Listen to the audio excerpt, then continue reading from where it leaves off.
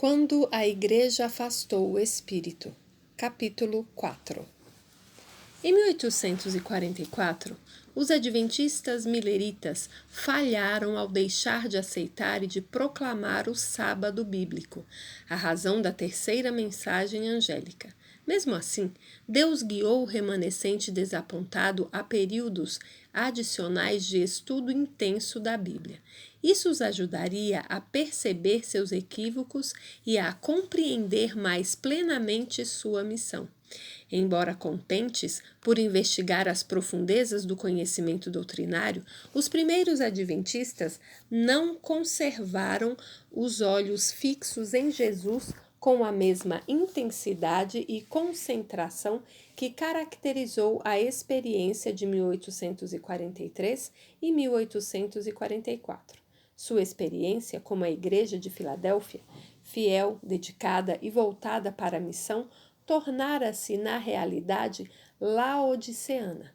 Uma vez tendo eles descoberto sua condição, Deus procurou guiá-los ao arrependimento e à aquisição de ouro fino refinado pelo fogo, vestiduras brancas e colírio, a fim de que vissem aquilo que Deus vê. Apocalipse 3, versos 18 e 19. O primeiro item representa a fé e o amor combinados. O segundo, a justiça de Cristo. E o último, a unção do Espírito Santo para ter discernimento espiritual.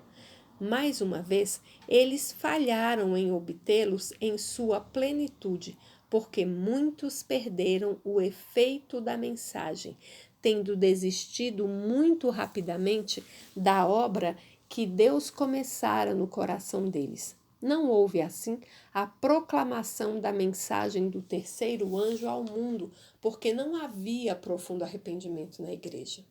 Paulo afirma claramente que o único modo de sermos levados ao arrependimento é perceber suficientemente a bondade de Deus. Romanos capítulo 2, versículo 4. Esta seria então a tentativa seguinte do Senhor, apontar para os remessentes, Jesus e sua justiça, para ajudá-los a enxergar seu pecado e a necessidade de arrependimento. A mensagem da justiça pela fé. Pouco antes da morte de Tiago White, Deus havia anunciado que as coisas na igreja estavam para mudar. Tiago e outros pioneiros haviam gastado a vida toda no serviço da igreja. O trabalho feito, as instituições erigidas, tudo era muito precioso para eles, a ponto de Tiago afirmar que desejaria antes morrer do que viver para ver essas instituições mal administradas. Depois que ele morreu, Deus deu a Ellen White a força para permanecer no posto, com o entendimento de que Deus estava para trazer a essa obra um elemento que não tínhamos ainda. O que poderia ser novo para a jovem igreja adventista? Embora a mensagem da justificação pela fé relacionada com a mensagem do terceiro anjo não fosse exatamente nova para a Igreja Adventista do Sétimo Dia, o anjo disse a Ellen White que havia poucos, mesmo entre aqueles que alegavam crer nela, que a compreendiam. E qual era essa mensagem? Ternamente, ela relembrou. Em sua grande misericórdia, o Senhor enviou preciosa mensagem a seu povo por intermédio dos pastores Waggoner e Jones. Essa mensagem devia exaltar o Salvador crucificado de maneira mais preeminente diante do mundo, bem como o sacrifício pelos pecados de todo o mundo. Apresentava a justificação pela fé no fiador, convidava o povo a receber a justiça de Cristo que se manifesta na obediência a todos os mandamentos de Deus. Muitos perderam Jesus de vista. Deviam ter tido o olhar fixo em sua divina pessoa, em seus méritos e em seu imutável amor pela família humana. Esta é a mensagem que Deus manda proclamar ao mundo. É a terceira mensagem angélica que deve ser proclamada em um alto clamor e regada com o derramamento de seu Espírito em grande medida. Bem pouco do Espírito e do poder de Deus era evidente na igreja naquela época. Havia uma ênfase demasiada sobre a lei de Deus, de forma que não produzia transformação de coração.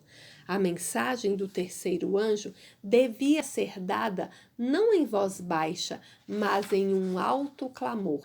Em 1926, Arthur Daniels, ex-presidente da Associação Geral, publicou o primeiro estudo abrangente sobre o assunto, com base em seu conhecimento e experiência pessoal com a Assembleia de 1888. Ele admitiu que a igreja se tornara cega e insensível de coração. A igreja, tendo perdido de vista a natureza do pecado, era incapaz de perceber sua verdadeira condição. Daí seu estado laodiceano. A ênfase sobre a justificação pela fé na Assembleia da Associação Geral de 1888 tem sido amplamente considerada pelos teólogos e historiadores como um evento divisor de águas na Igreja Adventista, superando todas as outras assembleias em importância e caráter singular. Cristo foi exaltado como nunca antes em nossa história. Na época, os sinais de sucesso eram evidentes por toda a parte.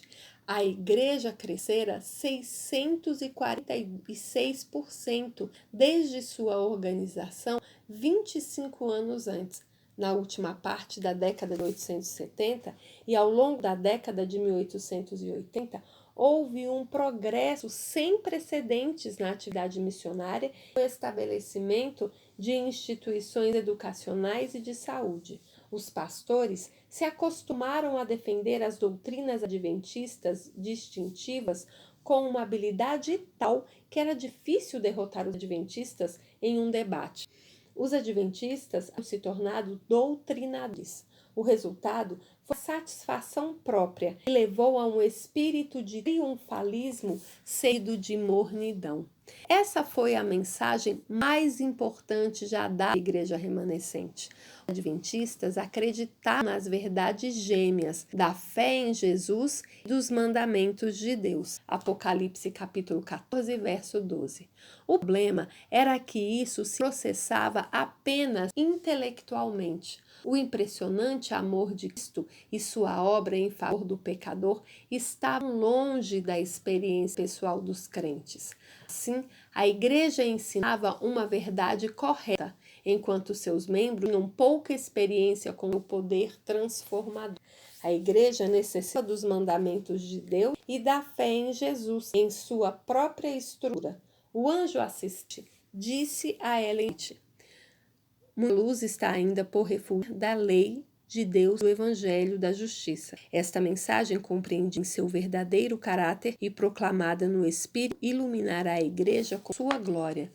Um poder que lançará os raios do sol da justiça sobre todos os caminhos e valados da vida. Somente 2 meses antes do início da Assembleia de Minneapolis, Ellen White enviou uma carta aos líderes da igreja declarando: temos a impressão de que este encontro que está a acontecer será a mais importante reunião a que os irmãos já assistiram. Toda ambição egoísta deve ser posta de lado e devem suplicar a Deus para que o Espírito desça sobre os irmãos, assim como desceu sobre os discípulos reunidos no dia de Pentecostes. Ela esperava sinceramente que o poder do Espírito na chuva serôdia cessasse naquele lugar. O segundo dia em Minneapolis, de manhã bem cedo, ela se dirige à Assembleia. Uma vez já necessita do Espírito Santo conosco, se já precisamos pregar com demonstração do Espírito, precisamente neste tempo. O batismo do Espírito Santo está sobre nós nessa mesma reunião, se o quisermos. Comecemos exatamente agora, nesta reunião, sem esperar a que ela chegue à tarde. Desejo o Espírito de Deus aqui, agora. Necessitamos dele, desejamos que seja realizado em nosso caráter. Queremos o poder de aqui e desejamos que ele brilhe em nosso coração. Apelo para exaltar Cristo. Antes de 1881, Ellen White, durante anos, apelou à igreja com respeito ao reavento espiritual colocado na obra e no caráter de Jesus. Em 1879, ela disse: áureas oportunidades são perdidas pela apresentação de sermões elaborados que exibem o eu, mas não exaltam a Cristo. Uma via da verdade sem santidade vital não pode remover a escuridão que envolve a alma. O poder do Espírito de Deus está ausente.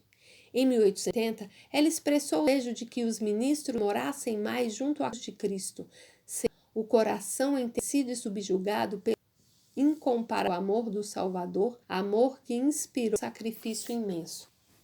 Ano após ano, com frequência, Ellen White apelava à igreja que olhar para Jesus, antídoto contra um laudiceanismo intenso e capaz de cegar. Finalmente, em março de 1887, ela escreveu o bem conhecido apelo que referimos antes, um reavivamento da verdade entre nós, a maior e urgente de todas as nossas necessidades. Buscar deve ser nossa preocupação. Importa haver de esforço para obter a bênção, Senhor. Não que Deus não esteja disposto a outorgar, mas porque nos encontramos carecidos para receber. Nosso Pai Celestial está mais a dar seu Espírito Santo a que pedirem por ele do que estão os terrenos de boas dádivas filhos. Porém, mediante confissão, humilhação, arrependimento e fervorosa ação, cumprir as condições estipuladas por Deus em sua promessa para conceder sua bênção. Podemos esperar reavivamento em resposta à oração. Ellen White disse que os obstáculos à força e à luz são muito mais da parte da própria igreja do que do mundo, e apelou aos artistas para que issem em fervor e prevalecente. Afirmou que aquilo que Satanás teme é que o de Deus desenvolva o caminho mediante a noção de impedimento, de modo que o Senhor possa derramar seu espírito sobre a anelante igreja e uma congregação arrependida. Afirmou ainda que se Satanás fazer o que ele queria, outro despertar de veemência. Diligente ação melhor. Deve haver exame de coração, oração unida e o reclamar às promessas. Deve haver cobrir o corpo saco a semelhar à antiguidade, as profundas unção de alma. Ó meus irmãos, entristeceis o Espírito Santo. Ó meus irmãos, entristeis o Espírito Santo e dá lugar a que ele afaste? Deixareis fora o dito Salvador por não estar preparados à sua presença? Deixareis a alma ser sem o conhecer da verdade, mais demasiado vossa comodidade para levardes o fardo que Jesus carregou? Despertemos do sono. O início da chuva serôdia. Esta mensagem devia o início da chuva. Já começou o alto clamor do anjo na revelação da justiça de o Redentor dos pecados. Escreveu Ellen White, 890.